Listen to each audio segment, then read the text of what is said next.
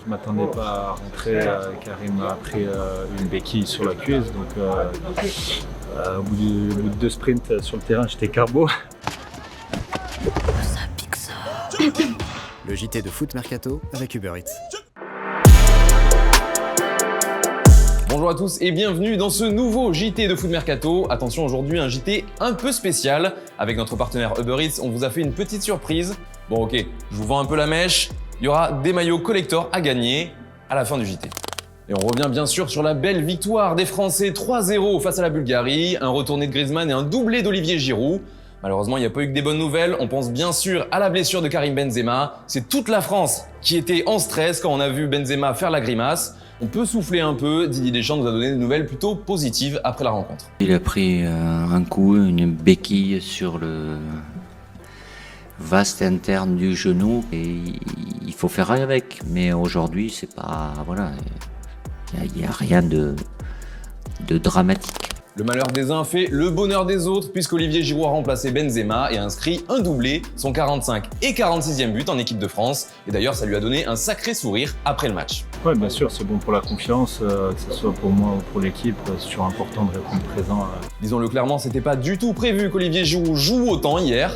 C'est Didier Deschamps qui nous l'a révélé en conférence de presse. Bon, j'avais prévu de le faire rentrer moins de temps. Et, il a cette volonté et cette capacité à être souvent efficace. Alors forcément, Benzema qui sort blessé sans marquer et Giroud qui le remplace pour inscrire un doublé. Il en fallait pas plus pour enflammer la toile. Vous nous avez régalé sur Twitter et justement on vous fait une petite compile des tweets qui nous ont fait le plus marrer. On a d'abord InFR qui nous dit que c'est Giroud qui a gagné la course ce soir, une petite ref au karting et à la Formule 1. Je pense que vous l'avez. Il y a aussi Killer Bee qui invente un petit dialogue entre Benzema et Mbappé qui voit Giroud marquer un doublé. Autre ref au karting, il y a Ligament Croisé qui nous montre Benzema complètement en rage avec sa Formule 1 qui n'est pas très satisfait de sa performance. Et enfin, pour finir, notre préféré de Chiarismo du 9-2 qui invente aussi un dialogue entre Griezmann et Benzema. Grisou qui montre à Benzou et là tu vois, c'est le deuxième but d'Olivier. Alors on rigole, mais tout n'est pas rose non plus puisque le héros du match, Olivier Giroud, a lâché une petite punchline après la rencontre. Sur la chaîne L'équipe, on lui a demandé pourquoi il avait été aussi discret quand il est entré en jeu et voilà ce que Giroud a répondu. Discret parce que des fois on fait des courses mais les ballons n'arrivent pas. Après je ne prétends pas toujours faire les bons appels, mais je me suis évertué à donner des solutions dans la surface. Alors est-ce que ce sont vraiment les ballons qui arrivent moins quand c'est Giroud qui les demande? C'est la question du jour. Donnez-nous votre avis dans les commentaires. Êtes-vous d'accord avec Olivier Giroud? Hier, on vous donnait nos pronostics pour France-Bulgarie et un bravo tout particulier à Aurélien derrière la caméra et à Fred aussi qui ont trouvé le score exact. D'ailleurs, vous avez été très nombreux dans les commentaires à trouver le bon score. Et on a tiré le gagnant. Voici son nom qui s'affiche juste ici. Garde tes DM ouverts frérot, on te contacte bientôt pour t'envoyer le maillot. Et puis maintenant, l'image du jour, le retour des supporters dans les tribunes, ça a permis de remettre un peu d'ambiance, mais pas que. Ça a aussi permis aux Français de communier enfin avec leurs fans. C'est par exemple le cas d'Antoine Griezmann qui a offert ses crampons après la rencontre.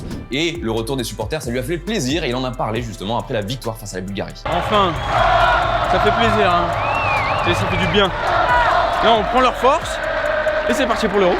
En Espagne, rien ne va plus, c'est la grosse hécatombe en ce moment à cause du Covid. Il y a eu d'abord Sergio Busquets qui a été contrôlé positif et aujourd'hui c'était au tour de Diego Llorente. Hier, les Espagnols jouaient leur dernier match de préparation face à la Lituanie et ils ont été obligés d'envoyer les U21. Ils ont gagné quand même 4-0, mais les 11 joueurs qui ont participé à la rencontre ont été mis à l'écart dans une bulle et ils ont rejoint même 6 joueurs qui ont été déjà appelés en renfort par le sélectionneur espagnol. Ça sent vraiment pas bon pour l'Espagne.